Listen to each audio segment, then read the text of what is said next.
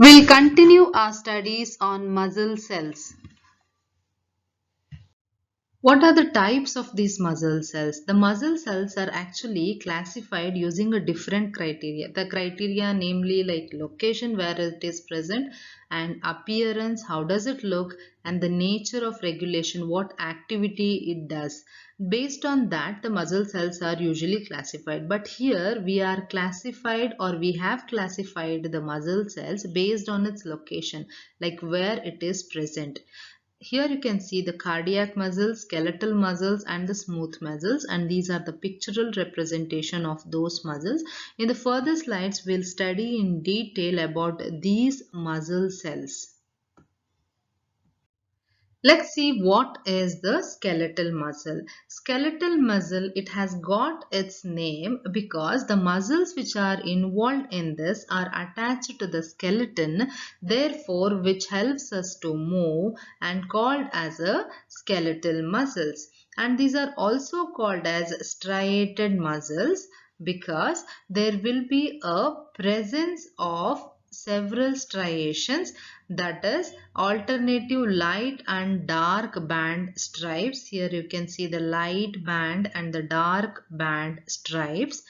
So these are called as a striated muscles, and because of the striations these are allowing the muscles to contract, and they are also called as a voluntary muscles because each of them are long cylindrical shape with the several nuclei present in them. Because of those presence they are called as voluntary muscles, and these do not depend upon others as they move independently, and each of them are 1.2 inch long and 0.04 inch in diameter. Okay, they are so much big. Okay, and what is the thread like structure, which you here you can see that a thread like structure, it is called as a myofilament. These myofilament are made up of large proteins, that is myosin, and which is called as a thick filament, and a thin filament called as a made up of actin filament. And these help in the movement of the body like hands, arms, legs, trunk, everything contains this skeletal muscles. And this myofilament, as I said, it composed of thin and the thick filament. So because of this presence, these are overlapping thick myosin and actin filament. They produce a dark A band. Here you can see when they overlap together, they form a dark A band which does not allow the light to pass through. But the thin actin filament allows the light to pass through it. And one more thing, there is a dark Z line on both the end. Here you can see on both the end, here there are the Z line. When there is a contraction, these two lines come nearer together. When there is a relaxation, they go far away from each other. And A band is somewhat light H zone. This is a light H zone. The A band is like a light H zone, means a few bands are present, which is called as a Henson's disk. Okay, where there contains only a myosin filament. They contain H zone, contain only a myosin filament. These are called as H zone, and the area that is in between the two Z lines, the area between the two Z line, it is called as a sarcomere. It is called as sarcomere, where the fundamental contract of a myofibril takes place, where actually the contraction takes place here in the sarcomere region. And this is the structure of these skeletal muscles and why they are called as voluntary and striated muscles. And the function which is involved is it helps in the movement of the trunk, limbs, also the body wall, tongue, pharynx, esophagus, and supplied by the various nervous system, that is central nervous system and peripheral nervous system, sends the signals which helps the movement of these skeletal muscles. Cardiac muscle, as the name itself tells, that it is present only in the heart. Okay, and what are the properties involved in that? Like, what is actually its function is rhythmicity, conductivity and excitability.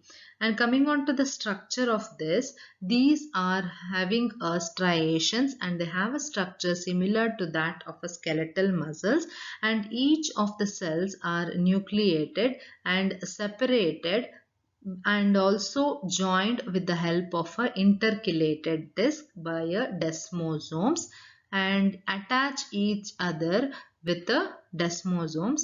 And one more thing about this is they contain, each of the cell contain a gap junction between them.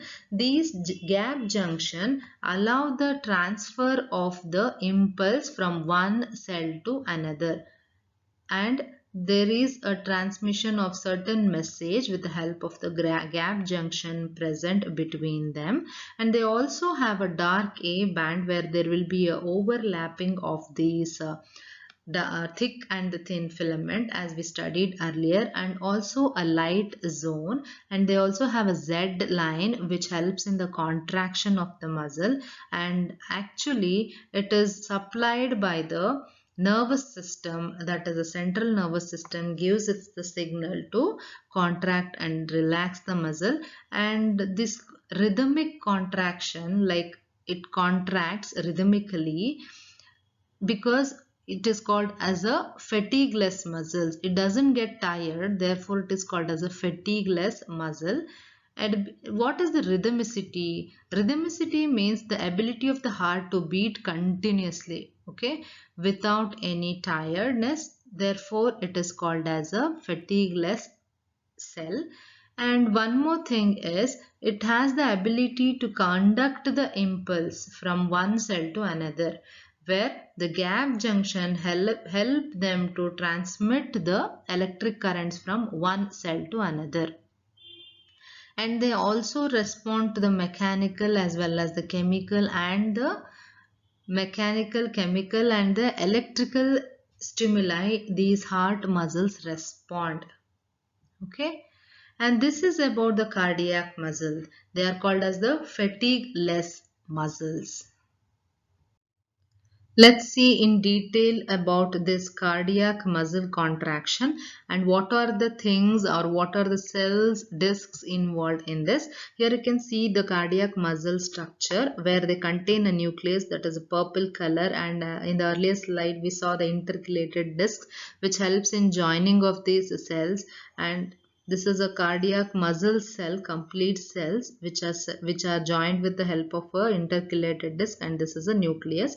And here you can see a inside view where intercalated disc as in the spiral form.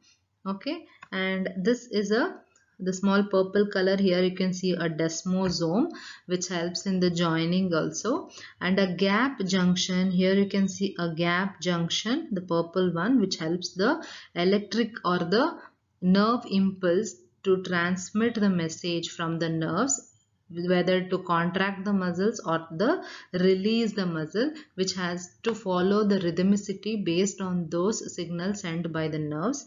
And these are the intercalated disc. Again, it's been shown here in the purple color. And A band means where the overlapping of thick and thin filament which does not allow the light to pass through, and I band where the it is a actin filament unit where the light can easily pass through. And the mitochondria, which is a powerhouse of the cell which supplies the continuous ATP so that it beats continuously. The heart beats continuously with the help of these energy producing molecules released by the mitochondria. And this is a sarcoplasmic reticulum. So actually what happens is there will be a movement of this. Here both the side, here you can see that the A band, here also there will be a band. When there is a contraction, these thick and the thin filament come together until they meet the Z line. The Z line present both the sides of the actin and the myosin filament. They come closer, so that when they come closer there will be a contraction. When when they move apart, there will be a relaxation of the muscle. Like this, the cardiac muscle contraction takes place. What are smooth muscles? These smooth muscles are not striated, means the stripes are not present on the smooth muscle. Even if they are present, they cannot be seen. They are so light when compared to that of a skeletal or a cardiac muscles, and these are also called as involuntary muscles, and they have a larger nucleus when compared to those two.